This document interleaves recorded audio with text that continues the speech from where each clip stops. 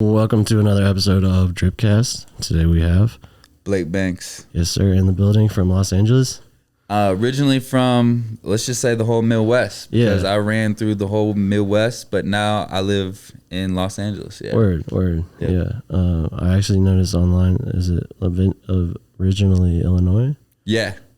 Cool. But I was born in Davenport, Iowa. Okay. So, like, when people ask me, like, where I'm from, for the periods of my, like, life, I lived, like, 4 years here, 4 years here. Yeah, moving around. Yeah, like, so you know what I mean? And so, like, I'll be like, I lived in Milwaukee for, like, 2 years, you know? Like, so, like, you know, and so it's, like, all over, you know? Yeah, so, I feel you, yeah, Midwest. Boy. Yeah, I just say really the Midwest, you know? Everywhere from everywhere around there, the whole circuit.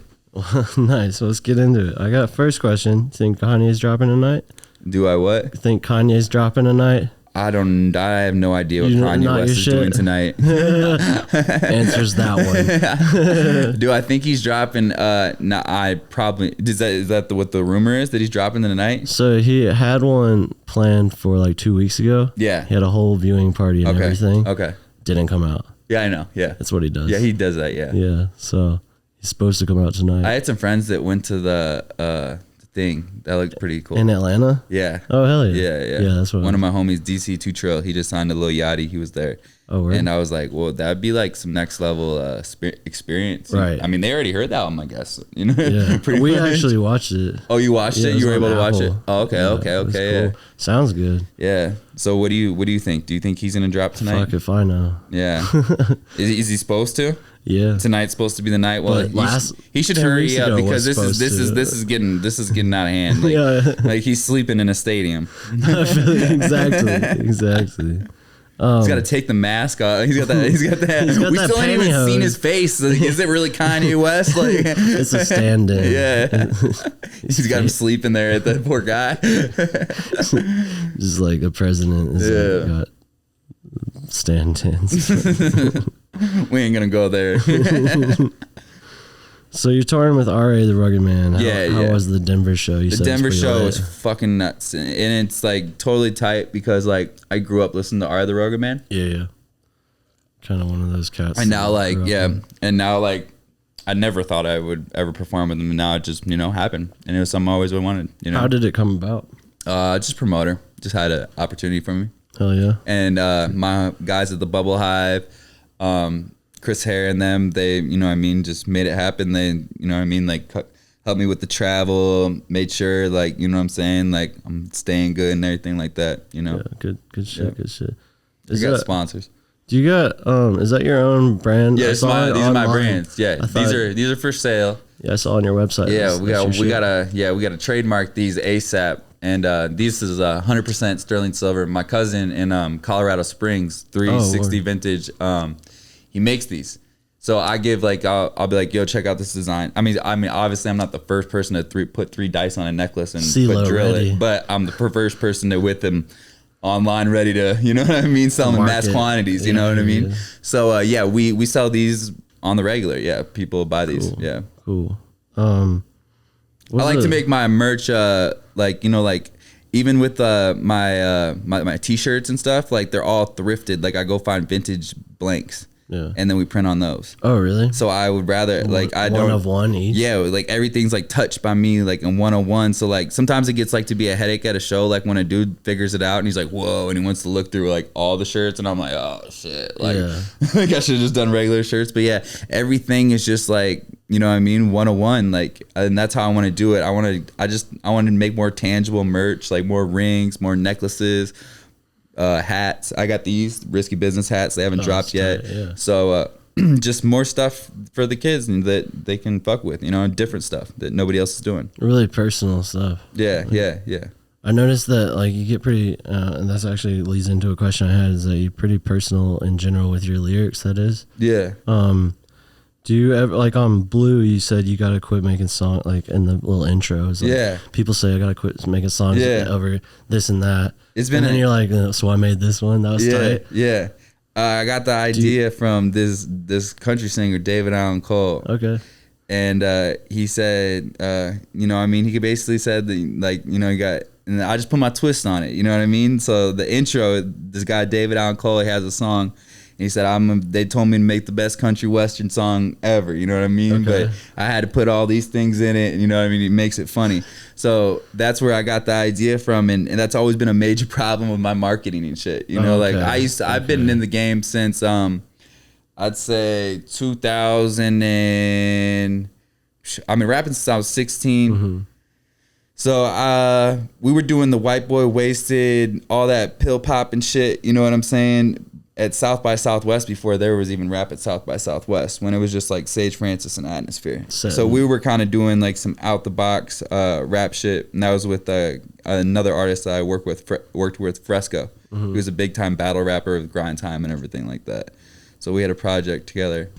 So yeah, I mean, it's always been an issue with me about. But I keep it honest, and that's that's everything with my art is what I'm going through. So you are able to get my whole discography and see me grow as a person. You know what I'm saying? Do you ever fear being judged by your lyrics, like the content that you produce? Oh no, I don't give a fuck. Fuck it. No, fuck.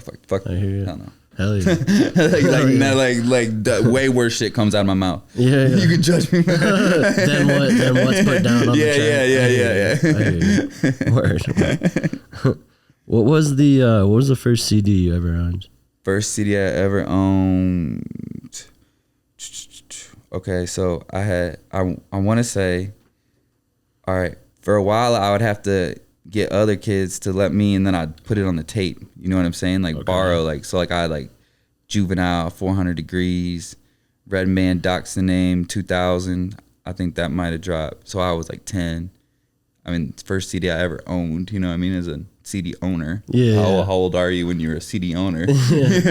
A music connoisseur. It's actually... What was yours? Oh, dude, it's embarrassing. Oh, well, actually, it'd be Sawyer Brown. Sawyer Brown was the first. Oh, Sawyer Brown. So Sawyer Brown, country, you know what I mean? I thought I was Sawyer Brown. I still kind of... You know what I mean? It rubs off in my music if you know who that is. But yeah, I would wear a John Deere hat and wear boots and tuck my shirt in and think that I was him. And like that was probably like good 6 years of my life. Like from 4 to 10. I read online that your dad is a Johnny Cash tribute artist. He's like the official one. He works. Yeah, he works with the Cash. Came up on a lot of country. Yeah. And I came up around my dad. He's a hustler. You know what I mean? Like with the music, like he's been doing this shit since he graduated high school. You know, he was playing gigs still to this day. Mm-hmm. He was just in Radio City with Tony Bennett and Lady Gaga for that thing in New York City. They had like one last thing together. And then he flew back to Minnesota playing shows. He's constantly booked, and he's one of the hardest working dudes that I know. Oh, yeah. And like, you know, he's done very well for himself independently, you know, doing what he's doing. But like I learned like the music hustle like from watching him. Of course, he never wanted me to do music at all. Really? You know, he's like, you need to go to college. Like, bro, you like, I mean, my dad's been married 3 times. You know what I'm saying? Like, he's like, you don't want this life that on the road at all. But you know what I mean? Like, and plus, like, he was like, rap? Like, what? Surely. Like, why rap? Like, this is not gonna work, but it worked. So, fuck yeah. Really weird. It's always funny to rub that in. What did lead you to rap? Man, what led me to rap? Shit, Master P, Word. No Limit Records. When I saw that shit, like, I was just like, whoa, this shit is tight. That was like after Sawyer Brown, so you know what I mean? The transition was drastic. I went straight to No Limit, like Make 'Em Say and all that shit, and like the way their artwork was, it was just like so tight to me. Yeah. And so I just thought I was a No Limit soldier, like, you know what I'm saying?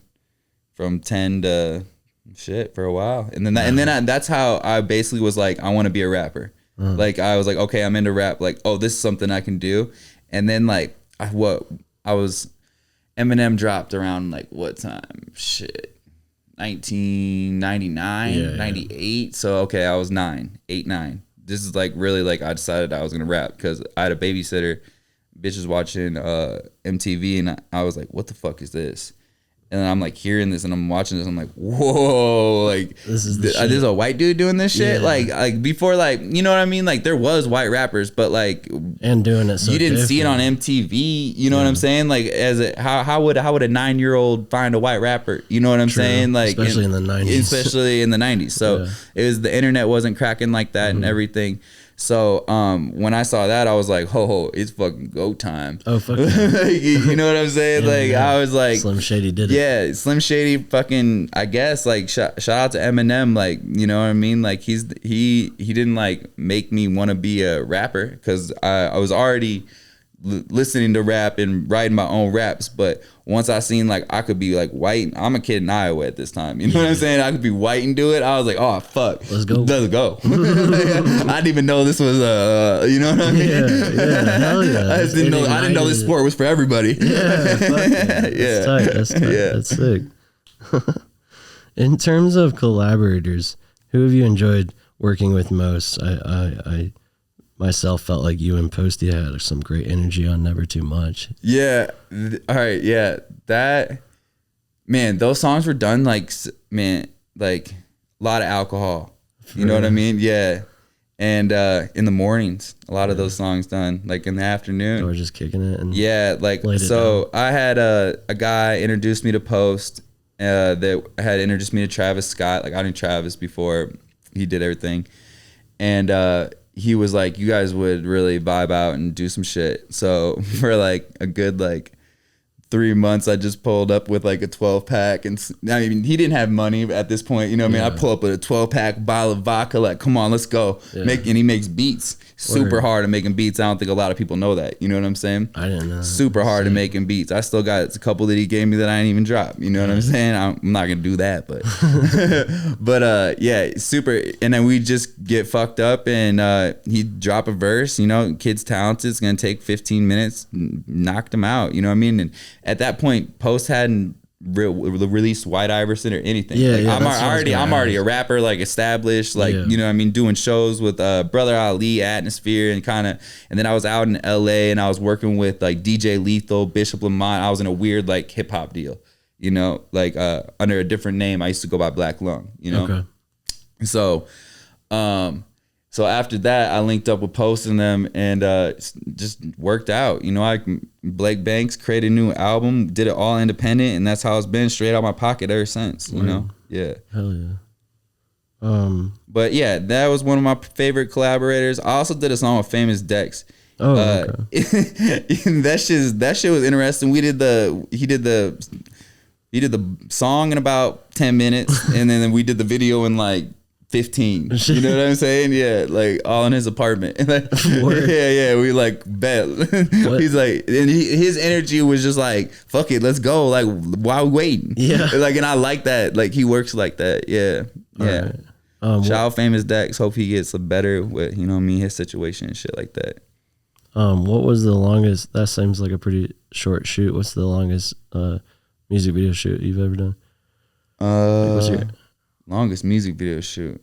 I'm just curious because 15 minutes is pretty tight. Oh yeah. Shit. So this new one that I'm got dropping for Los Angeles is probably the longest one. Oh I saw some BTS. Yeah, we went up to Big Sur, shot a bunch of stuff, and then it's just been a long process, but we knocked it all out and got it done. But this is probably the longest one. Usually I do them like 8 hours. I'm doing with a set and my girl Kiki, she directs them, and then I got my guy Liam who will edit them. You know, he's super hard, one of the hardest in the game right now. And I got a dope team. We just able to just run it through, and I've been dropping like one video a month, almost single, and then follow it with a video. When is the Los Angeles coming out? Liam need to hurry his ass up. Probably like 2 weeks. We'll send this directly to Liam. Yeah, we're gonna send this to Liam. How did you kind of form this team that you're working with nowadays? How did I form this team? Or how'd y'all come together? Okay. So, I mean, like one of my girl helped me a lot. You know what I'm saying? Like, but before we dated, she booked me. You know what I'm saying? Like one of my first gigs out in Los Angeles where I got a deal. You know what I mean? She'd booked Doja Cat, Iggy Azalea's first shows. You know what I mean? Like when they were barely nothing, you know what I mean? So she had already been a promoter out there. Okay. So like she's got experience doing that, and then she's always wanted to direct, and you know what I mean? So she's able to, you know what I mean? I'm like, take the wheel. Shit, I don't know how to fucking direct. I don't know how to write a treatment. Before, go watch old Blake Banks music videos. Me standing in front of Bentleys with money. We did them in 15 minutes. yeah, we do them in 15 minutes. I'm standing in front of a Bentley with a bunch of money, and like maybe we got a girl. Like, you know what I'm saying? Like they didn't get that creative. So like you can kind of see like from Blue, like that's where Kiki kind of took the wheel and started directing these more cinematic videos where they're like themed and just like, and I feel like that's helped a lot, you know.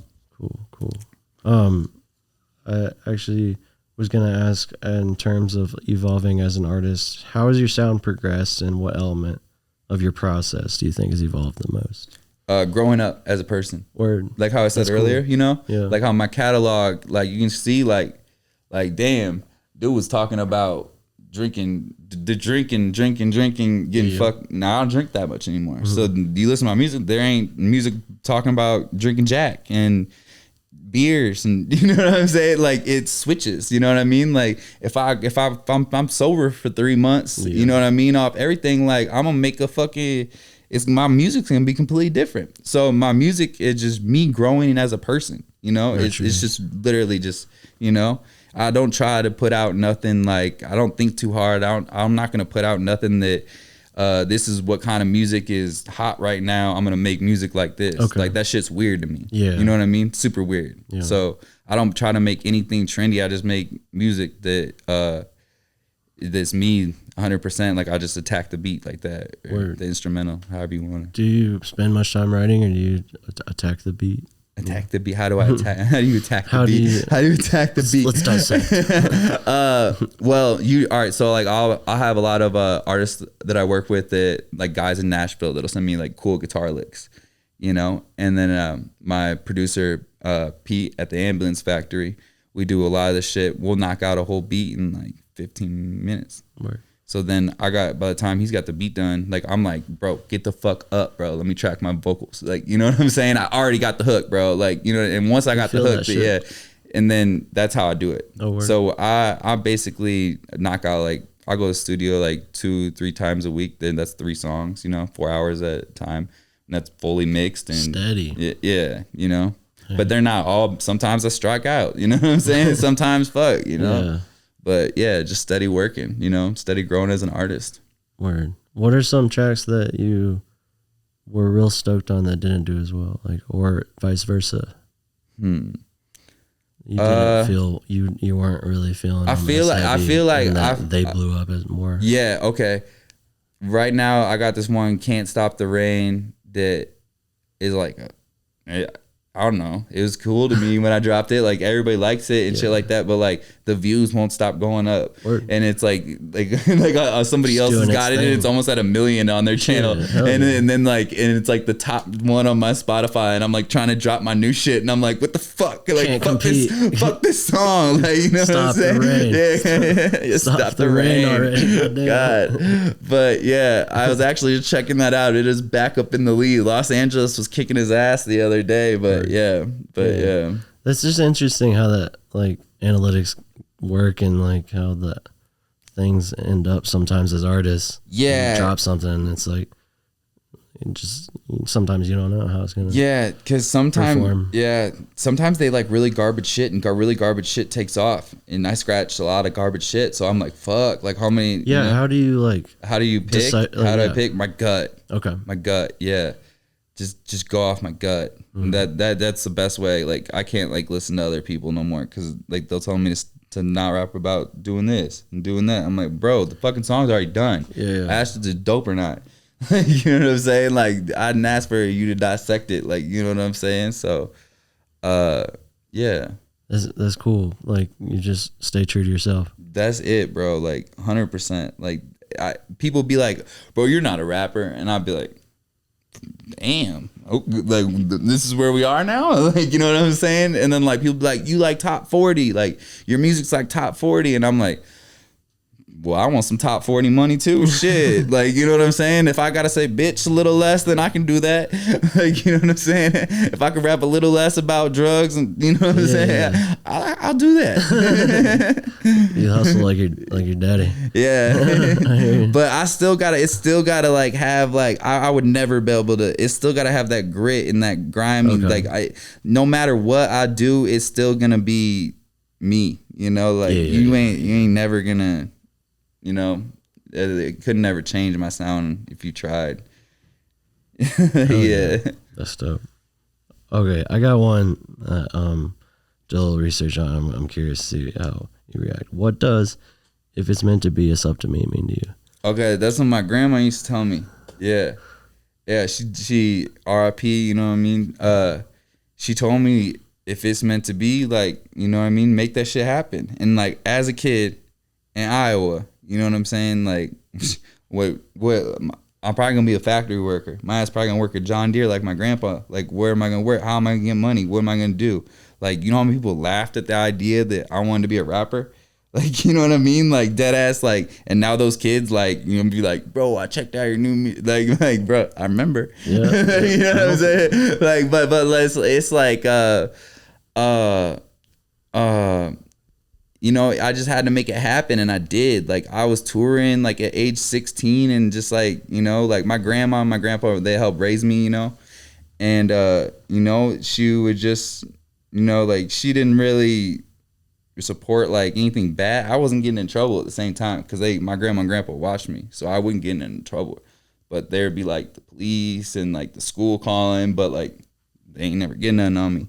You know what I'm saying? So like, I always tried to be the best I could, but with the if it's meant to be, it's up to me. I just had to go out and make that shit happen. So if that meant hitting the road and going to Chicago to go rock a show, then so be it. I went to a park when you can go look this up on YouTube, when I was like 13 years old by myself in downtown Chicago to a rhyme spitters battle. You know what I'm saying? Like cypher, like, you know, like real battle. Like, you know what I mean? I'm wearing a backpack. This dude told me he's going to chop me up and put me in my backpack. Like I went balls deep in this shit. Like, I didn't half-ass it. Like, I was like, I'm hitting up promoters. I'm hitting up rappers. Like, take me on the road, take me on tour. Like, that's one of my homies, Coach Adil's, like, we'll joke about that. I hit him up when I was 16 and I was like, bro, take me on the road. And he was like, what? And I'm like, I'm going, let's do it. You know what I mean? Like, and that's what kind of mode I was in. Like, took that shit to heart. Like, say like if my dad had a show somewhere, I'd be like, hey, let me go with you, and I'll book a show there. Okay. Like with like Mac Lethal in Kansas City. Like, you know what I mean? If he was down in Kansas City, like, you know what I'm saying? Like, yeah. So I would just try to hustle myself, you know? So I made that shit happen. You know what I mean? If it's meant to be, it's up to you, you know? You're the only one can make that shit happen, you know. Few small steps, you know what I mean, changing shit. Speaking of like people who are laughing at you, like, how do you deal with haters nowadays?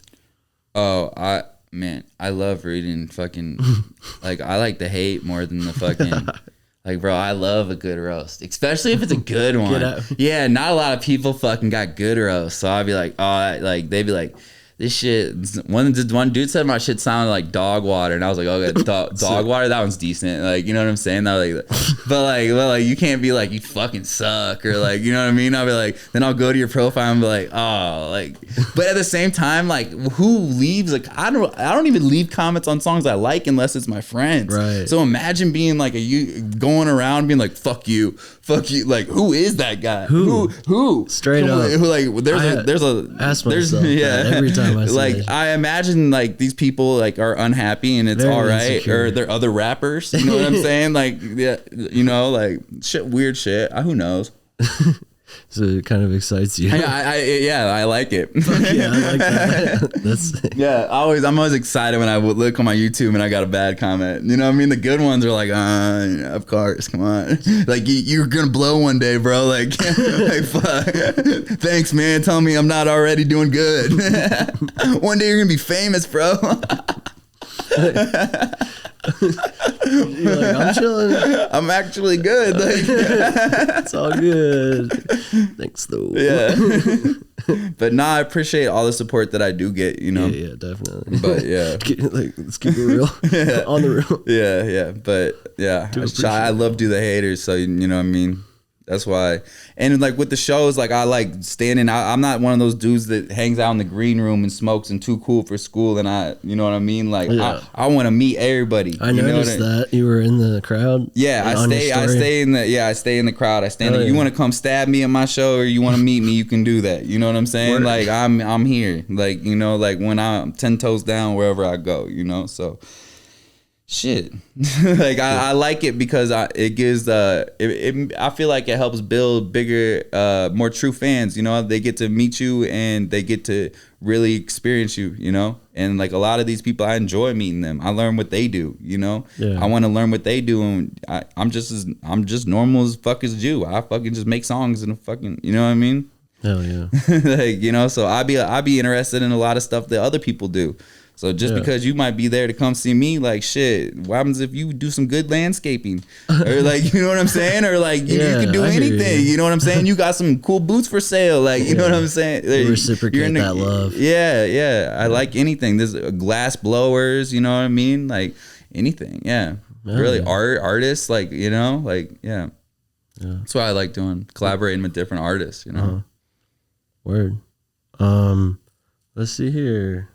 What do you got coming up? Like, you got the show tonight at Liquid Joe's, correct? Yep. And then I got some other shows coming up. For sure, I'm about to have a show back home at the Raccoon Motel in Rock Island. It's a new venue that they just opened up. Would pretty cool. Yeah. And basically, this guy, Sean Moeller, he opened up a venue now where I grew up, which would be a huge benefit to me if I had lived there, you know? Where he brings smaller underground touring acts. They just had Orville Peck there for 3 nights, and whether it be indie, you know, hip hop, you know, he really wants to bring something to there where they can open up. Whereas I had to drive to Iowa City, Sioux Falls, Nebraska, you know what I mean, to go play shows, Minneapolis. So that'll be on my next show, October 26th. Before that, I have no idea right now. Waiting on Liam, you said? Yeah, we'll have a music video waiting on Liam. But yeah, I should probably have some other shows popping up. Yeah. Word. Yeah, before that. Probably something in September. Cool. And then, so after this show tonight, you're just going to head back? Yeah, I'm just going to head back. Word. Well, yeah. Appreciate you taking the time to sit down with us. And, you know, I hope this show goes great tonight. I'll try and Man, hope you guys come out. Yeah. Yeah. Let me know. That'd be dope. Put you on the guest list. Oh, fuck yeah. Let's get it. Let's do it. All right. Thanks for coming on Dripcast. Yeah, appreciate it, man. For real.